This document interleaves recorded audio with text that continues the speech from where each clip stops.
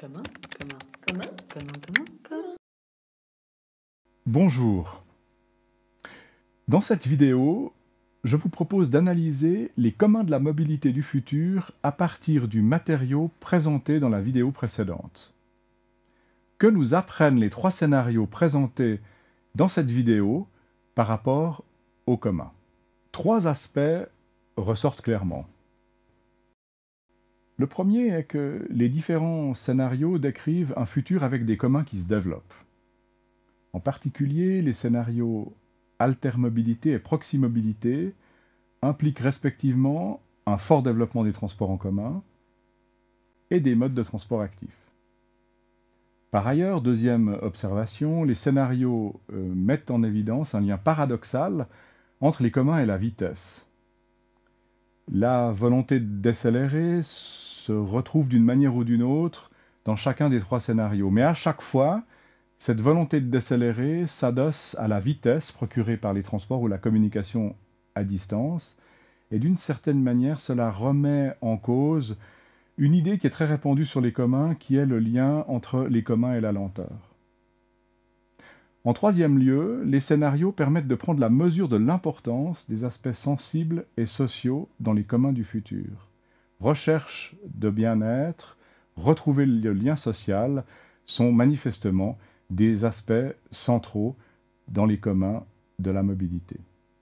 Les scénarios, finalement, dessinent une mobilité du futur qui n'est pas nécessairement individuelle, et ils suggèrent aussi que les temps de mobilité sont susceptibles de devenir des moments privilégiés de rencontre et de qualité de vie dans l'espace public. Mais ces scénarios montrent aussi que les communs de la mobilité sont au carrefour de conflits potentiels. L'exemple du déploiement du véhicule autonome cristallise en particulier ces conflits. Un premier aspect de ces conflits renvoie à la naissance et au déploiement du véhicule autonome. Sera-t-il coopératif comme l'autopartage aujourd'hui? Sera-t-il public comme un taxi ou privé comme notre voiture individuelle?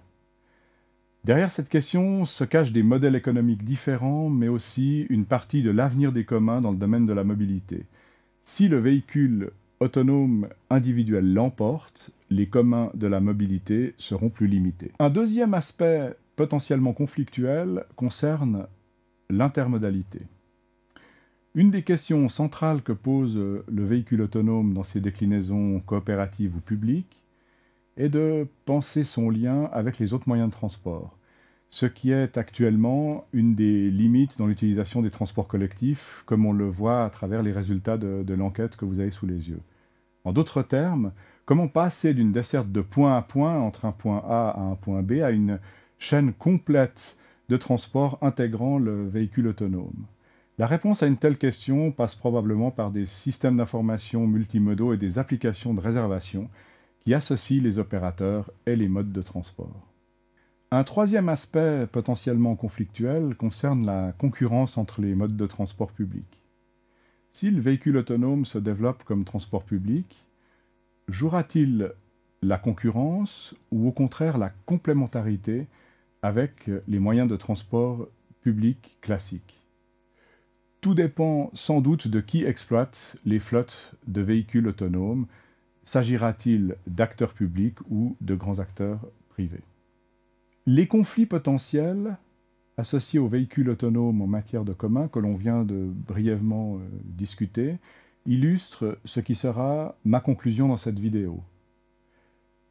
La place du collectif au sein de la mobilité et au sein de la mobilité du futur est une question éminemment politique.